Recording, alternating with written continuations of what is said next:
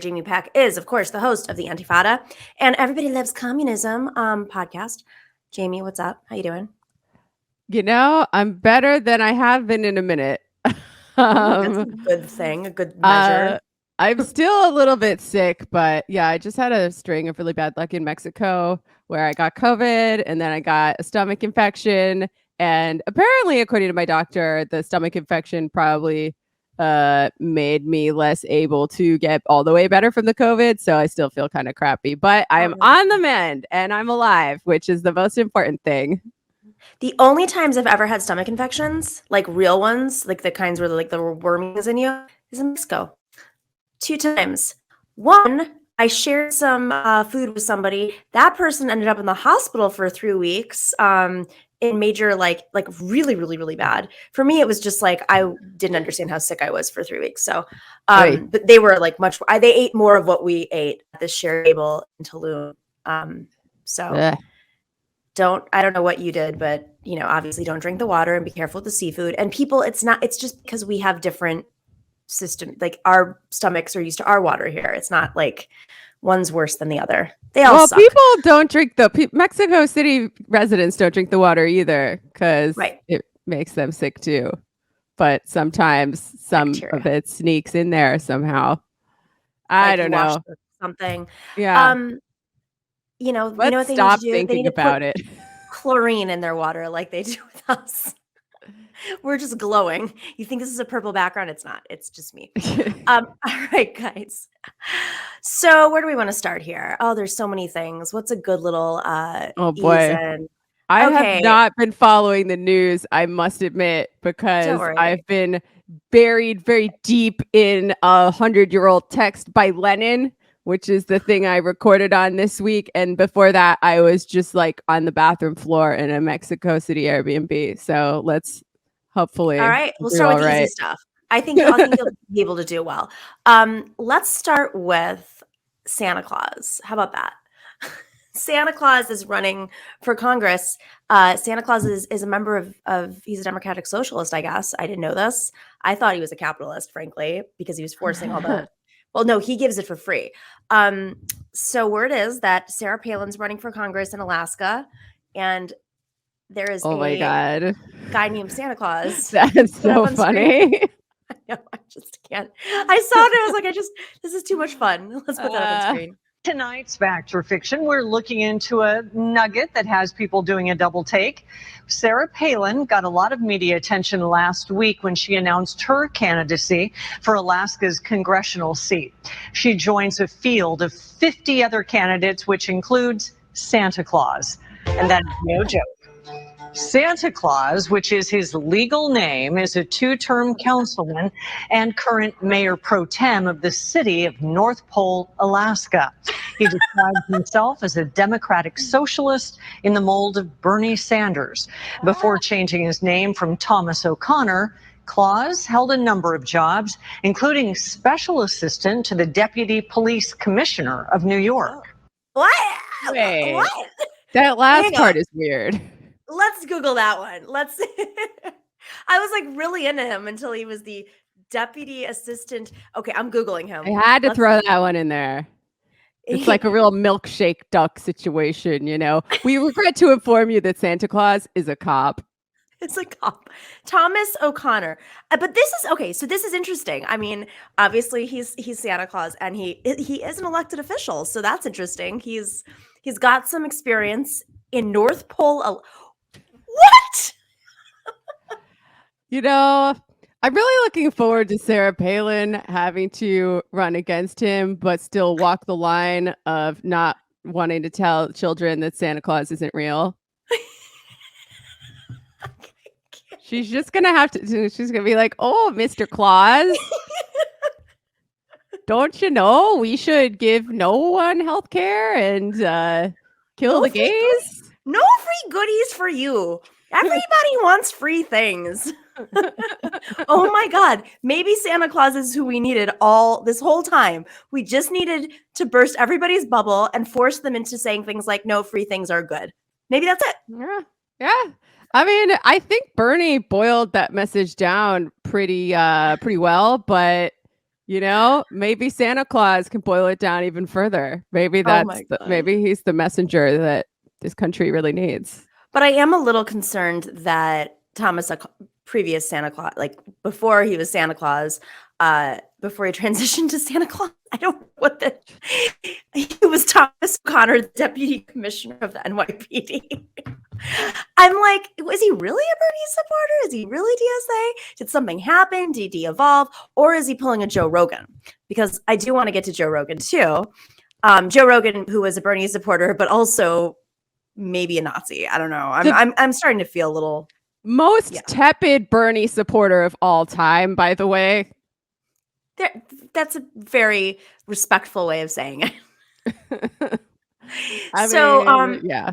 Okay, like he is now having a hissy fit because it gets him attention, in my opinion, that he will quit Spotify if he has to walk on eggshells. Oh my God, this Oh no. so entitled. I don't know if you can hear that. Wow. How about, instead of cancellation, how about shadow banning him? That would be fun. Love to see all the platforms do that and see how he really feels. Or is that beyond his vocabulary? Seriously. All right. I just had to throw that in there because I can't stand him.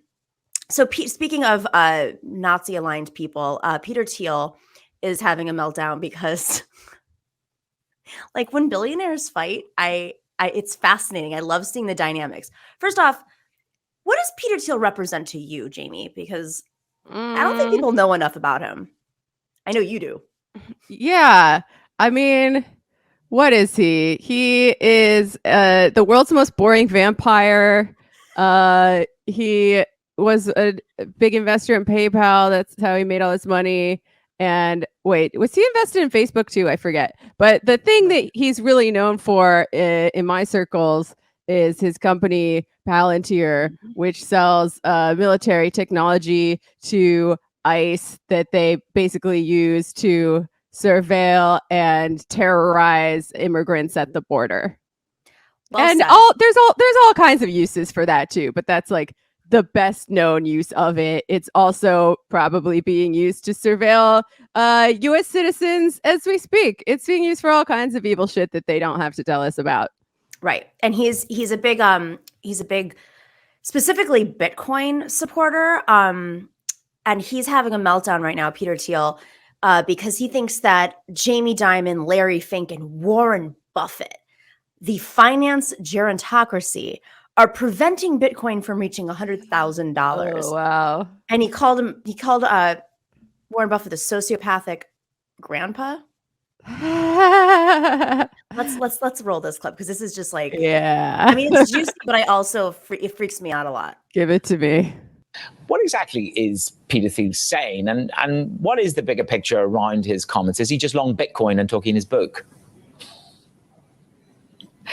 Hey, Manus. Well, he's a provocative guy. He often makes provocative comments. So in a way, this is no surprise, but he is definitely playing to the crowd at this Bitcoin conference, right? They want to hear about how great Bitcoin is. They get very excited about it. This has been the case, at that conference for multiple years. So him saying, we could have this great thing going on that works. I mean, Thiel is kind of funny. He's saying there's this financial gerontocracy with a 66-year-old involved. Thiel is 54. So he's not that much younger than the people he's talking about. But one other interesting aspect, of course, is that Thiel is helping Trump-affiliated candidates in the U.S. midterm elections.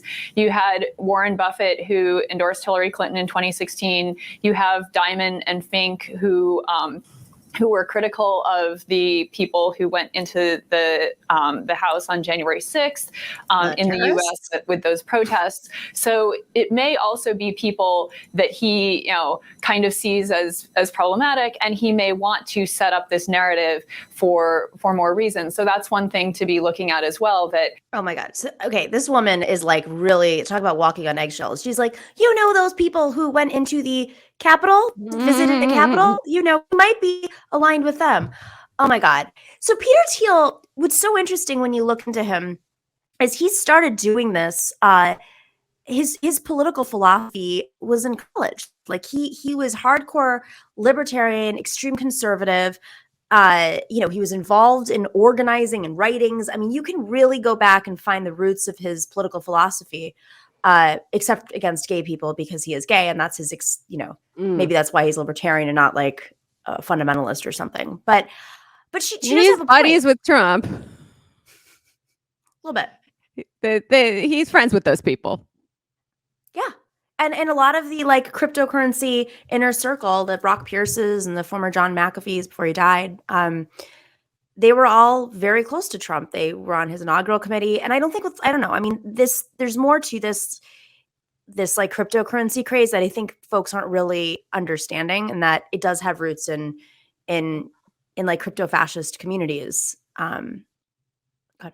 Yeah. So I think the reason why all of these libertarians are so obsessed with cryptocurrency is because one thing that we still need the state to do is that is what gives value to money.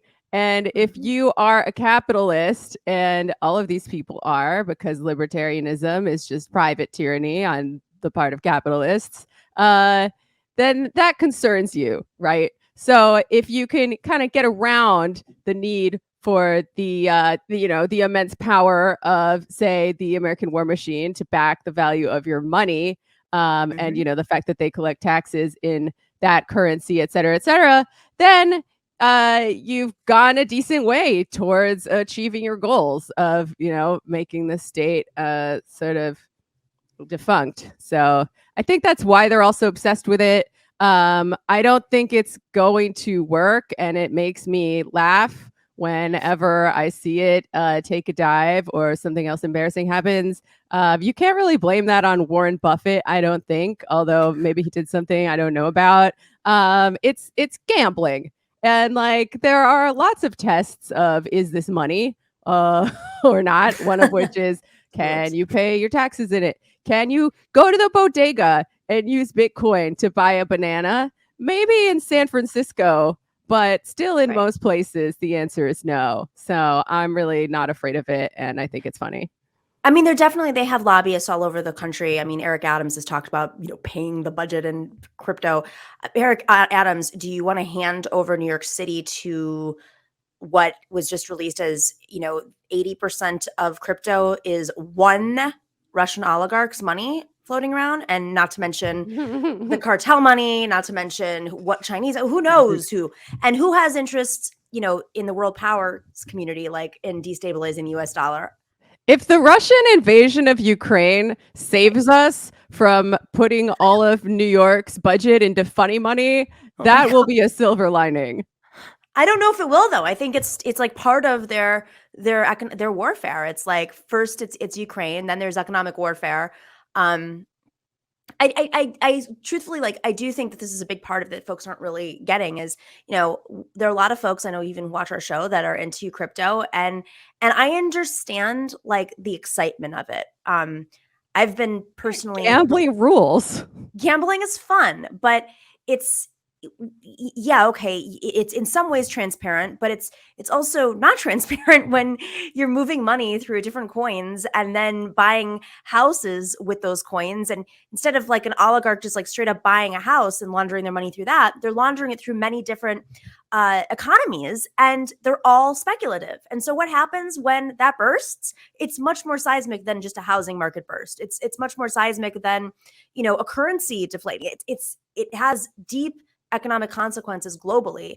And I don't think like folks who are going to these like sexy Bitcoin conferences with like Beyonce or, Serena Williams are really getting it. It's fun. Yeah, it's cool to show up at these parties. But you know what else was really fun? Like going to tech parties 10 years ago. And how'd that go? I mean, I don't think that any of those parties have ever been fun, but, to each their own. I mean, you mean that naked sushi models weren't your thing? Really? Yeah. I mean, look, I might have worked at a few of those parties, so maybe that gave me a bad impression of them. But no, what was I going to say? I mean, this seems like yet more evidence. Like we saw this with the 2008 financial crisis, right? The global capitalist economy has progressed past the point when it was profitable to invest in making things investors are running out of places to go. That's why they invest in increasingly silly apps whose value is purely fictitious. And we have an economy that is increasingly based on fictitious projections of future capital, increasingly built on sand. So, you can't be surprised when it goes to something like Bitcoin, and you also can't be surprised when that causes everything to implode. It reminds me of that one app. Remember the Yo app? Remember how it like raised, I can't remember how much money. It raised like some stupid amount of money. This is maybe 10 years ago. And it was just at the height of all this. It was like, the Yo app has raised this much money. Well, what does the Yo app do? Literally all you do is say yo to each other. Didn't it somehow get infiltrated by Nazis? It seems like their jam. All right. I wanna just great segue. Remember that time Howard Schultz compared the former CEO of Starbucks, Howard Schultz, compared the union organizers in Buffalo to Jews riding a train into concentration camps. Remember that? Speaking of Nazis? Yeah, that was Howard Schultz. Sorry, my podcast is bothering me and I was not listening. Can you repeat the question? Oh, God. Speaking of Nazis, that was a very good setup. Actually, we should keep that in. Speaking of Nazis, remember that time former Starbucks CEO Howard Schultz compared the plight of the workers that were organizing at Starbucks to Jews on trains going to the concentration camps. Do you remember that? That was a great analogy. Great analogy. Well, he's back. He is back. They say that he saved Starbucks back in 2008. And maybe he can again if unions don't get in the way. Let's play that clip. Springer, thank you to Jonathan Honig on this. Jonathan, you know what's interesting about both the Amazon and Starbucks case is their workers were paid handsomely. Now, not that should be your only draw, but between benefits and hourly wages at or around or even above $20 an hour, it does beg the question, how is this gaining so much steam? Well, I think there's a political movement, as Dan pointed out. There's a political momentum towards organized labor. But it's sad, Neil. It's not just frustrating. It's sad because nothing's been better for the workers than people like Howard Schultz from Starbucks. Starbucks has pioneered so many benefits for their employees, basically transformed what used to be considered Mick jobs. I mean, he's the Ray Kroc of our era, Neil, transformed the culture, created all that wealth. And I'm bullish on Starbucks, not just because they've cut the buybacks, but I'm bullish on Starbucks. Howard Schultz saved this company back in 2008. He can do it again as long as the unions don't get in the way. But he's cooled it on the stock buybacks for the time being to focus on those workers. At least that was part of the announcement. So clearly what was going on at his shop, as well as Amazon, telegraphed what would be happening now, right? Yeah, well, I mean, that's, the criticism of buybacks, Neil, is always that, there's no benefit. It's just financial engineering. But, Howard Schultz is cutting the buybacks because he wants to, reinvest in the company. And that's the whole point. A company like Starbucks, I mean, their success isn't guaranteed, Neil. And right now they're going to have to invest in the whole. So we just have a couple minutes, but my takeaway is, so they're saying, Jonathan Honig is basically saying that it is good to pay workers higher. Like, isn't that a great thing that he's doing? So, okay, great. If that's the case, then why doesn't everybody do that? But obviously there's more to this. Jamie. Okay. First of all, $20 an hour, and he's including non-money things in that, like benefits that it's not necessarily that every worker has. That's not a living wage in a lot of places. What is it in New York? It would be like $33 an hour or something. Exactly. That should be the minimum wage if it was a living wage. I saw you tweeting about that a while back. So like, don't act like you're doing them a huge favor by paying them like probably $15 an hour, maybe, for work that's, pretty taxing on your body. I've been a barista. And it's not the easiest thing, you might call it low skilled, but you have to stand up all day. Your knees hurt. You have to deal with people and the rush and the stress. And then sometimes you have to clean out the milk jugs, even though you're a vegan, and that's super, super gross. Not speaking from personal experience or anything. But where you was deal I with people going with before they've this? had their coffee? Like, my God, that's the last thing I wanted. One time I went to one of the, I was at the airport before like 6 a.m. and I couldn't, it hit me like everybody was getting in fights in the line. I was like, oh my God, it's because it's so early in the morning. Nobody's had coffee. I feel so bad for everybody who has to do any sort of morning shifts. It's the worst. Yeah. Yeah. And, getting up early kind of sucks too for most people. But where was I going with this? Yeah, I mean, he's just doing the capitalist thing where he's like, "Oh, you should be grateful. Don't you trust me to take care of you?" And it's interesting Very patronizing. because there are capitalists who at least pretend like they think unions are a good thing.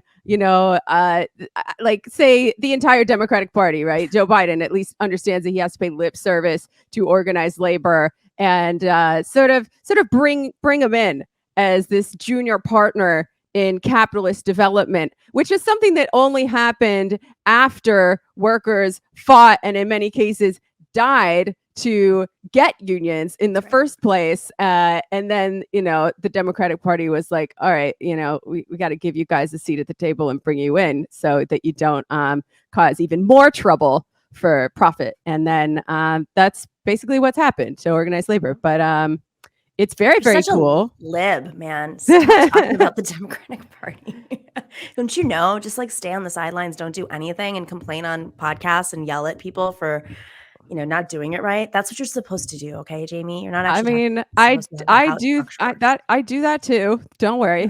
That is among the many things I do. But yeah, I'm so excited to see this massive wave of unionization across Starbucks. It's moving so quickly, so fast. Very, very cool, very impressive.